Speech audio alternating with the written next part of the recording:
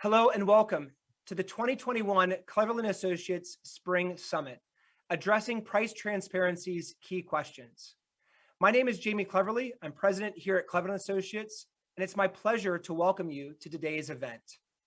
Your participation shows your commitment and interest to making price transparency a priority and to positive change for our communities and our patients. So we thank you for your investment of time in today's event. Now, over the past several months, since the implementation of the price transparency requirements, we have fielded a number of questions from hospitals across the country with regard to implementation strategies, the content of the disclosed data, and how the information can be used and defended. So we want to share with you today some practical thoughts and strategies for how you can address these key questions. The way that we plan to do that is by taking 4 individual questions that we've received and structuring one session to address that particular question. We'll start with a discussion on how are hospitals complying. The second will be, how is the disclosed data being used? The third, how can hospitals defend their position in light of this information being made public? And the fourth is, how can hospitals prepare for the future? Now, we recognize that as you move through today's content, you may have additional questions. And so we'd like to invite you to share those questions with us. On your webpage, you'll notice to the right, there is a question and answer feature. You can simply type your question in that box, and our consultants here actually will be fielding those questions for you real time. If you don't see the box right now, you might be in full screen mode. You can simply exit out of that, and it will allow you to see that Q&A box.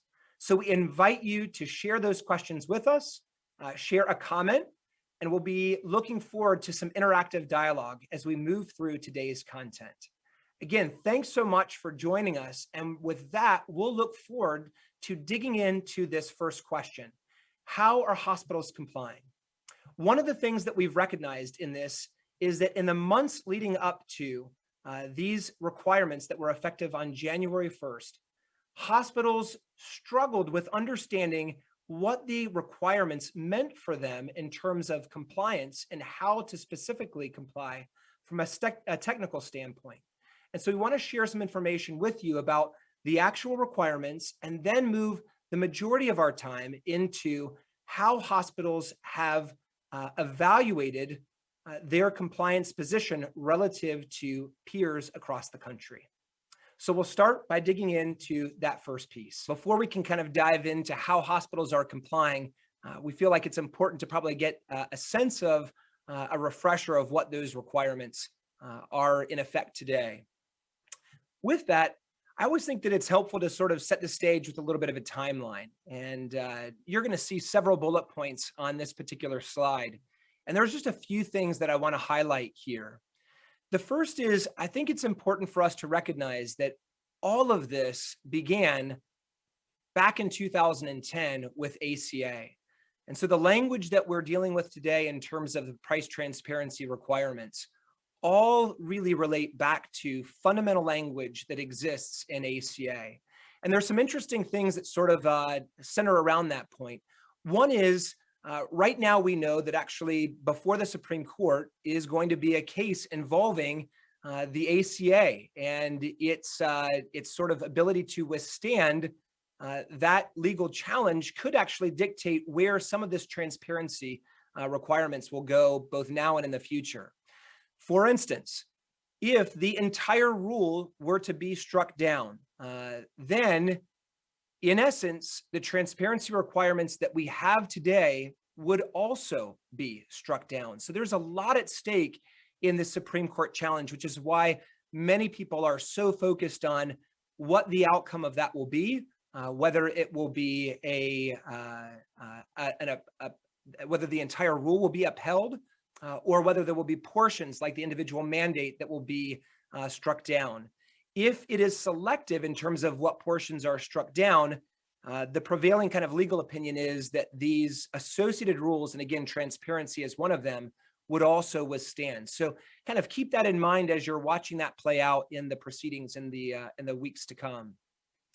One of the other kind of key components here, or key points on this particular slide, is recognizing kind of the progression of the timeline. So you can see here we had some periods where early on there were larger gaps of time in between significant elements or reminders for transparency. So we had the initiation of transparency in 2010 through ACA, a reminder of compliance in 2014, and then in 2018 was when we actually got our first requirements of how CMS wanted us to comply with providing this transparency information. And from there, things accelerated rapidly. It's almost been a yearly or even multiple times within a year progression of adding on additional requirements. And so, what we glean from this is transparency is not going anywhere. In fact, we see really an acceleration of the movement for greater and greater transparency. So kind of we'll keep that in mind as well. We'll touch on a couple of the points in terms of additional requirements that have come into play, most notably probably the payer rule, which will really impact us as a hospital industry as well, that will be effective here in January 1st of 2022. So again, we'll comment on more on that in just a bit. One of the things that we see, though, with that initial language from ACA is the types of requirements that would be included. And what the current requirements really involve are definitional elements. So they've taken that base ACA language and they have clarified or defined key elements that there have been questions on over the past several years. The first is hospital.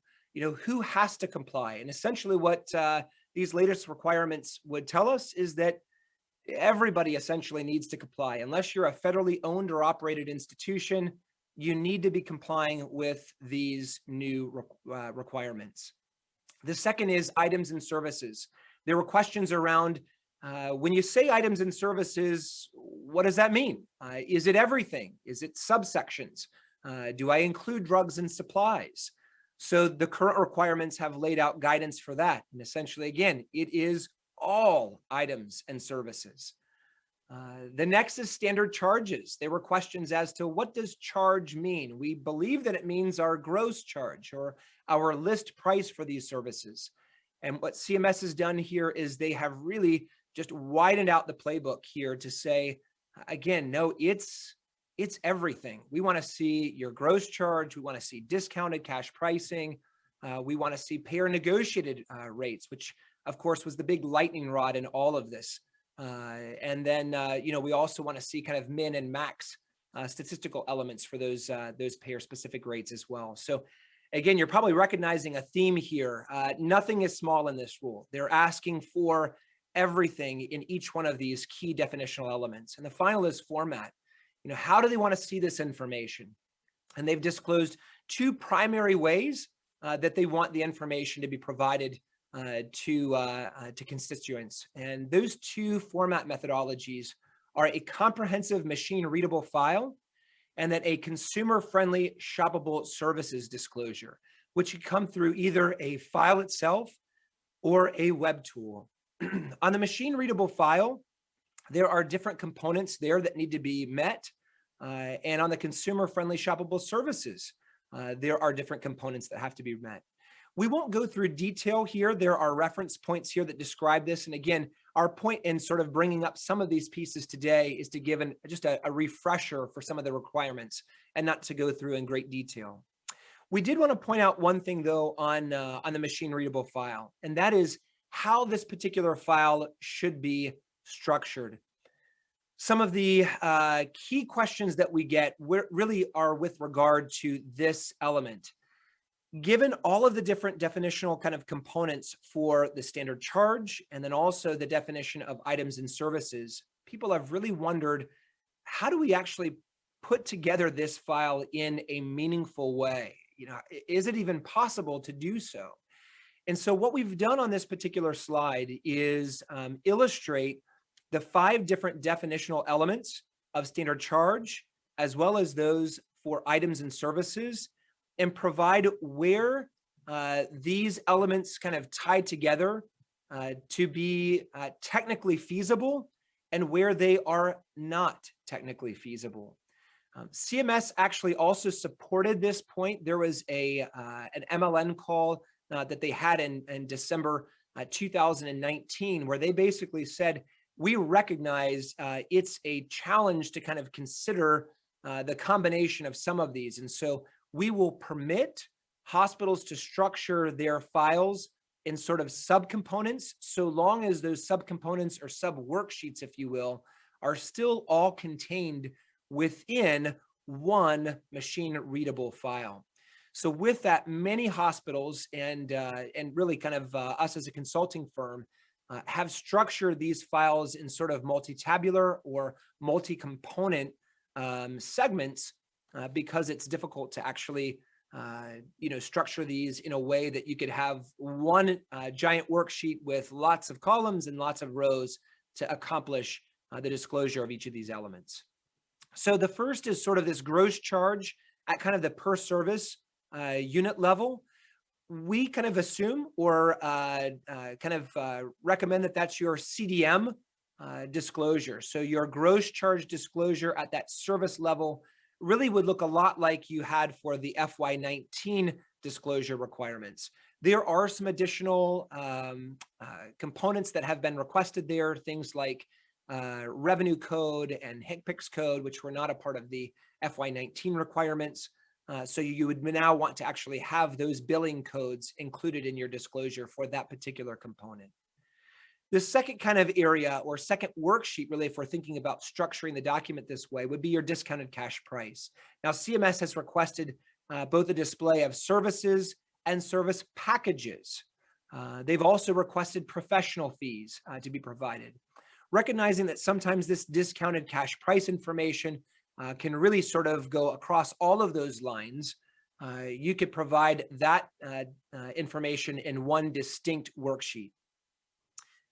Then we started to get into some of the nuances and challenges to this file. The next piece is professional services. And CMS has included the pro fees in the disclosure requirements that they'd like to see, so long as, and here's the big caveat, so long as the professional services reflect employed professionals, so employed physicians, employed other kind of non-physician practitioners. If they are employed, CMS would like or would require that you disclose the rates for those individuals as well.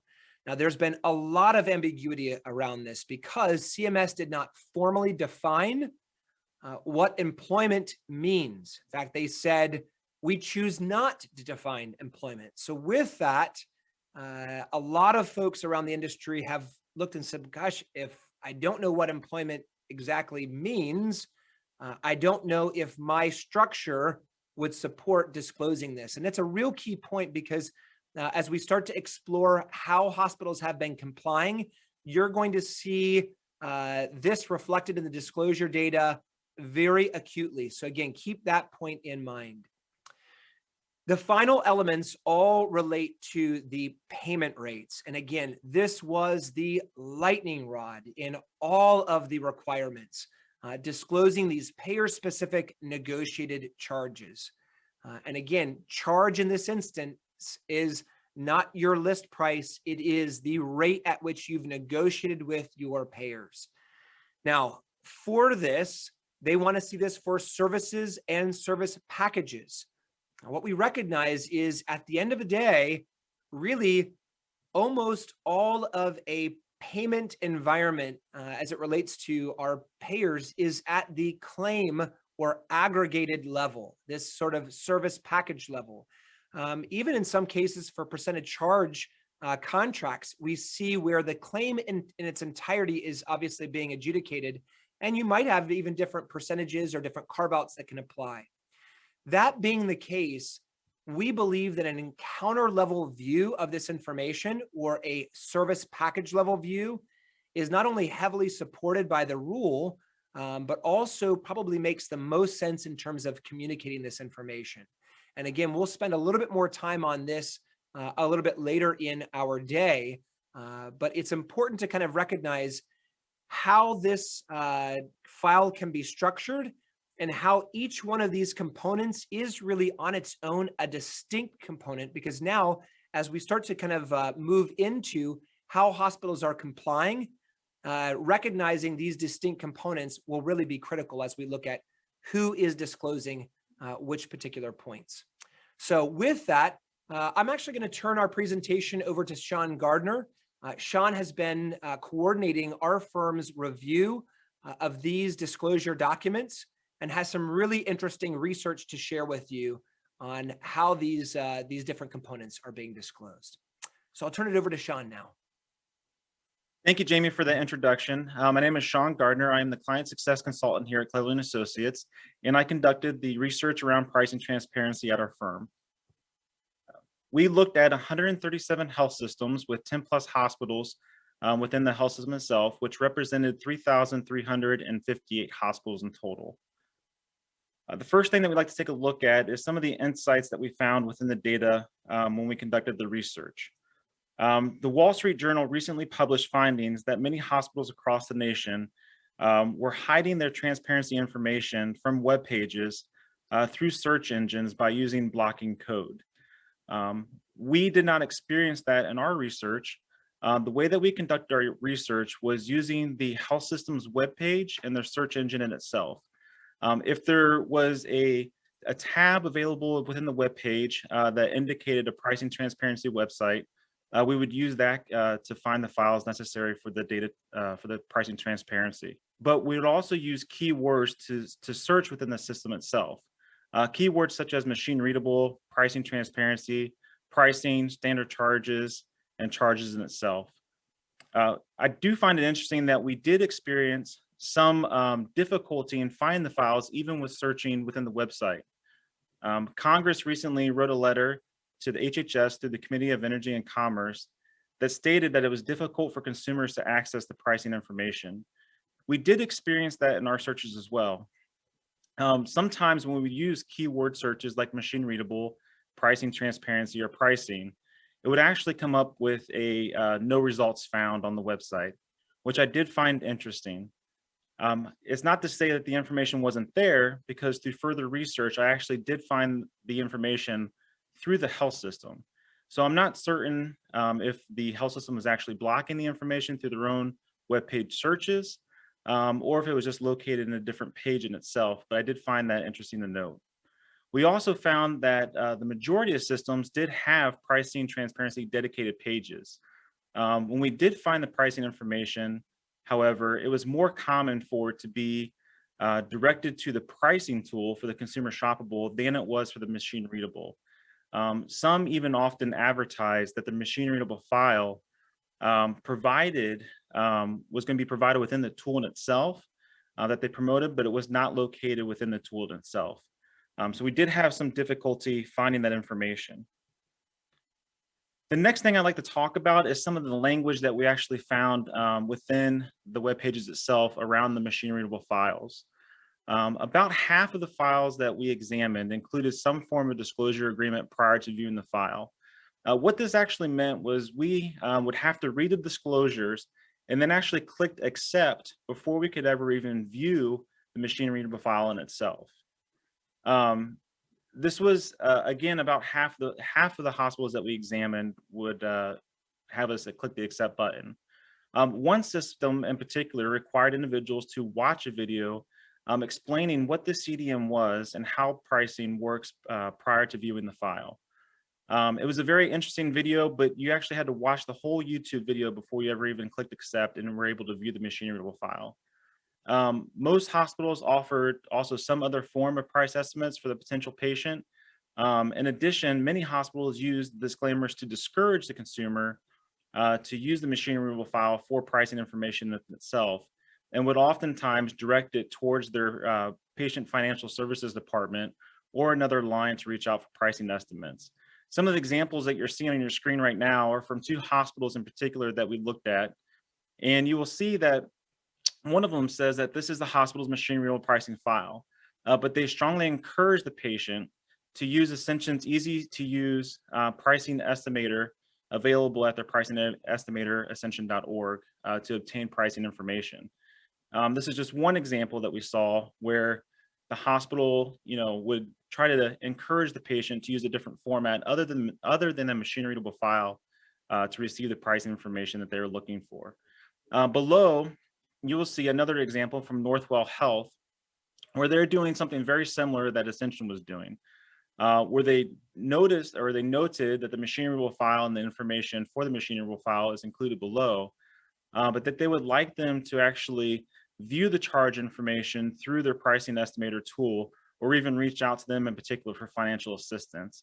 And they also provide additional information that they want to make sure that they're not using this information to confuse the users or to confuse the consumer on the pricing that is available within their system. So the key takeaway here is that we've noted or we've noticed that it has become very important for hospitals to educate their patients or educate their consumers on the information that they're about to view. And they oftentimes want to make sure that there's other means available for them to get the information that they're looking for. So again, we looked at 137 health systems. Of those 137 health systems, we did identify 100 pricing transparency web pages available for those 137 health systems. So what that means in particular is that there was a dedicated pricing transparency web page for those health systems, which we did find very friendly to the consumer that was viewing the information. Of all of the data files that we looked at for those 137 health systems, 40 of those actually met the requirements that CMS has set forth to include the data elements that need to be represented within the pricing transparency file. Again, those data elements are the gross charges, the discount cash pay policy, the de-identified min max, and also the negotiated payer rates. Next, we'd like to kind of take a look at how our research compared with others in the industry. So here we are taking a look at Kaiser, Health Affairs, Milliman, and Guidehouse. The research that was conducted by all these firms differed in methodology, and we'll talk about that here in a moment. But the information down below with the percentages represented are representing those hospitals that are in full compliance with the CMS rule on pricing transparency. You can see that we have 29% of the hospitals that we evaluated in full compliance. Kaiser is at 33%, Health Affairs at 22%, Milliman at 68%, and Guidehouse at 45%. A little bit below here in the box to the left, you'll see what our research conducted of. Cleverley Associates had 137 health systems, again representing that 3,358 hospitals. Kaiser Family Foundation had 102 hospitals. And the way that they conducted their research is that they took the two largest hospitals in each state, DC included, and then Health Affairs with 100 largest hospitals across the nation. Milliman looked at 55 health systems representing 600 hospitals, and then Guidehouse at 1,000 providers across 27 states. Now, talking about the methodology that they followed, Milliman in particular, their methodology was to evaluate whether or not the data elements were just present within the files themselves. So again, when they viewed the files, just seeing if there was if the de-identified min and max or the discount if the discount cash policy was present. Health Affairs took more of a systematic approach when they evaluated this data. The way that they looked at the data was when they viewed the data elements themselves, they looked at the validation of the data also. So was it actually representing what it was intended to represent? Our approach was a hybrid approach. We did both. So we looked at the data elements within the file itself, and we also just looked to see if it was being represented the way it was intended to be represented. So our results. So now we're looking at the components that are being disclosed within the files. So of those 3,358 hospitals that we evaluated, 85% represented the gross charges within their machine readable file. 48% examined the discount cash price policy within their file. 40% for the de-identified min and max, and then 36% for payer specific charges. And we only found 4% of those files representing some level of professional charges as well. And we have a note here that we believe the low professional percentage could be driven by the absence of a clear employee definition within the rule in itself. Next, we'd like to take a look at what were the file types that we were seeing being used by the hospitals in themselves within this research. So the largest percentage is represented by Excel. So that's the XLXX. It represents the Excel files at 38%. 28% of those files were CSV. 12% were JSON. 11% were web and tool. And then 8% was text files, with the lowest amount at 3% being XML. So there's obviously some wide variation as far as how hospitals or what file types hospitals are using to display this information. Again, going back to the letter that Congress recently sent to the Department of Health and Human Services, I found this quote interesting. They said some hospitals also are providing the data in a non-usable format or failing to provide the codes for items and services.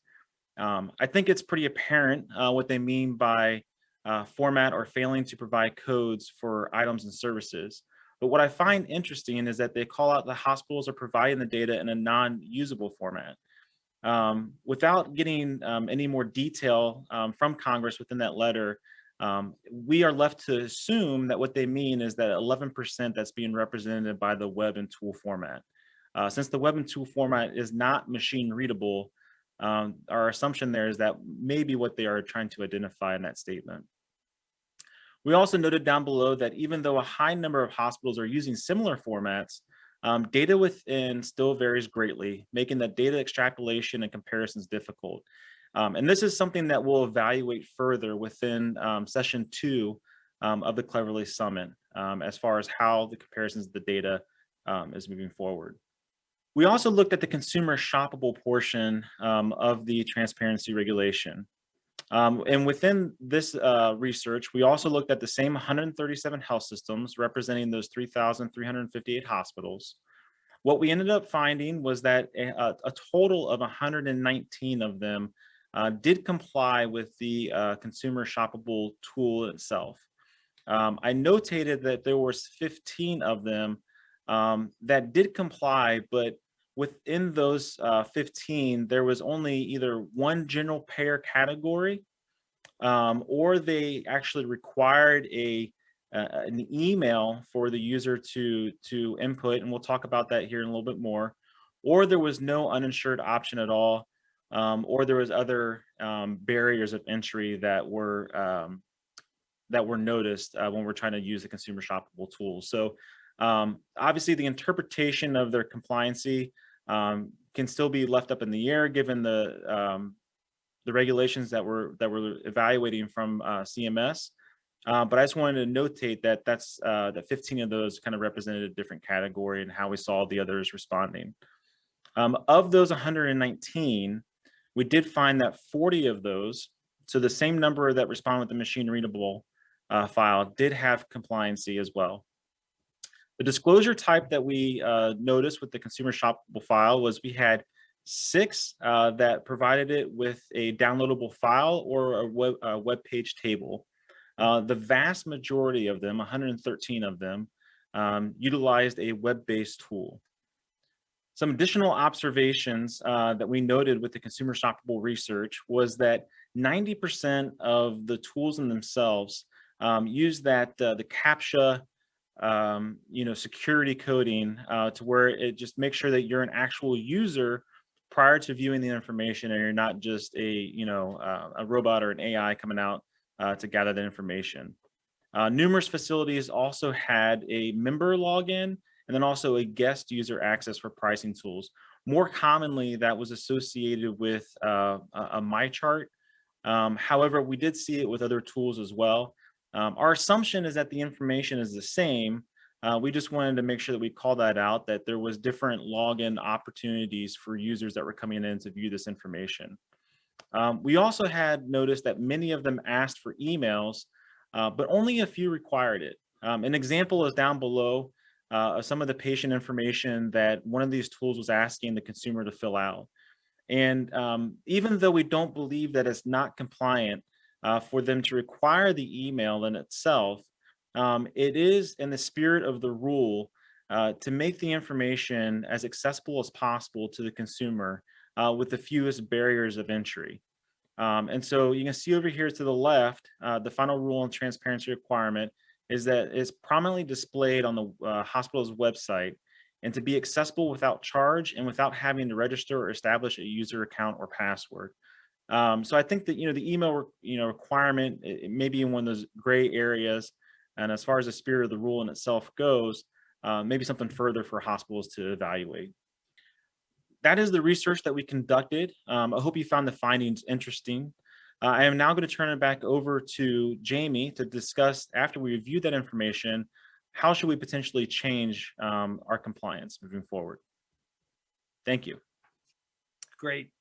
Thank you, Sean. Appreciate your sharing that research with us. And, maybe for many of you, as you were listening to that, you were starting to consider if that, modified or changes the way that you're approaching your current disclosure position. And so if that question did pop up in your mind as you were hearing some of those results, we want to share a little bit of additional context that might be helpful as you consider your next moves. The first is really this fundamental understanding that enforcement really is coming. In fact, within the past several weeks, we've seen the first letters issued to hospitals that CMS audited and found non-compliant, and we fully anticipate those efforts continuing. Now, those hospitals will have 90 days to correct the areas of non-compliance before proceeding to additional corrective action and/or civil monetary penalties. Again, where this has become really a bipartisan issue, we do anticipate enforcement to continue in the days and weeks ahead. As you start to think about that, and if maybe you've been sort of sitting a little bit on the sideline, waiting to kind of see how others approached the disclosure of this information, it might be helpful to sort of consider a couple key points. One is the accessibility of the information. Sean had mentioned that one of the challenges that we had was just being able to find the information on the hospital or health system websites. So we've tended to kind of recommend a 2-click rule of thumb, where off of your homepage, it would take a user 2 clicks to be able to identify this information. And if it's getting kind of beyond that, more than likely, that could be a compliance risk for you, because the information could be viewed as not being prominently displayed, again, that the rule describes. The other is really kind of, are all of the standard charge elements available? Do you have the payer-specific negotiated charge provided in that file? If there was one that we saw, obviously, that was least reported of all, it was that way. Or that one. And in part, we believe that some of this is very understandable. This information is highly, highly sensitive, and in many cases has been protected by legal language contained within the contract, and is untested in terms of our ability as an industry to release this information and to know if we actually can do that. So again, very understandable that hospitals have been reluctant to put this information out there, recognizing that if their peers did or did not do it, it might put them at a certain level of risk. If their contracts had language in there that protected this information and they did it, what does that mean in terms of a risk for them as well? But knowing that enforcement is coming and seeing that more folks are beginning to put this information out there, again, it very well may alter your position in terms of providing this information out to the community. We also sort of see some best practices as we've been reviewing this information. And so we wanted to share those with you as you consider kind of your own disclosure methodology. The first is kind of creating a dedicated pricing transparency page. Sean had mentioned that several systems actually had a landing page that would help orient consumers to the types of information that they would find there. And, we believe that that was a really helpful step, not only in helping consumers understand the complexity of this information, but also really appropriately directing patients to the information that is going to be most germane to them. And that is in that consumer shoppable tool. So the example that we provided there is actually just coming from the disclosure solution that we've provided clients on that transparency solution. And really what we've tried to do there is make it very clear that the one is for patients and the other is more oriented towards researchers. So trying to keep frustrations to a minimum for a patient accessing this gigantic machine readable file and not knowing how to make heads or tails out of it. Another kind of point of emphasis that we saw was including disclaimer language for individuals viewing the required data.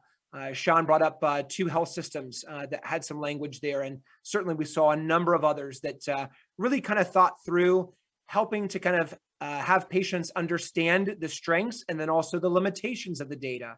And also from a risk mitigation standpoint, not putting the hospital at undue risk for sharing some of that and having an expectation of how that information was going to be reviewed. A third point is limiting requirements needed for patients to obtain a pricing estimate using that price estimator. You know, certainly not having barriers to entry there, not having undue kind of hoops for folks to be able to jump through is something that should be considered. And then finally, considering the format that payer-specific negotiated charge is provided in. Again, we really believe that an encounter level view is very helpful. The view that we have illustrated here is coming from our consumer shoppable tool, where we're viewing an ED visit, a level 3 ED visit, and showing the associated charges that are also common with that, which is a requirement if the information is presented in a file format. It is not a requirement on the web display, but we've chosen to sort of provide that because we do actually believe that there's great value in showing these ancillary or supporting charges for patients to be able to get a greater sense of what their liability will be in their encounter with the hospital. And then transitioning that over into how those standard kind of gross charges will translate over into their payment. And then what their out-of-pocket will be based on the provisions that they've put into place for their particular coverage. So with that, again, just some things to be thinking about in terms of how you're wanting to structure or present your information, making sure that if we're thinking about best practice, we're trying to educate patients as much as possible, trying to give them a full look of what their encounter will be with the hospital, and then making this as easy to understand and access as possible as well. So we hope this information has been useful in terms of displaying or understanding how others have complied and some thoughts around how this might change your current disclosure position. Now what we want to do is begin to evaluate how this disclosed data is being used. And we'll dig into this question in our second session. But the first thing that we want to do is give you an opportunity to take a quick break. And so we'll join you back in about 15 minutes to dive into this second question. Thank you so much for hanging with us this far.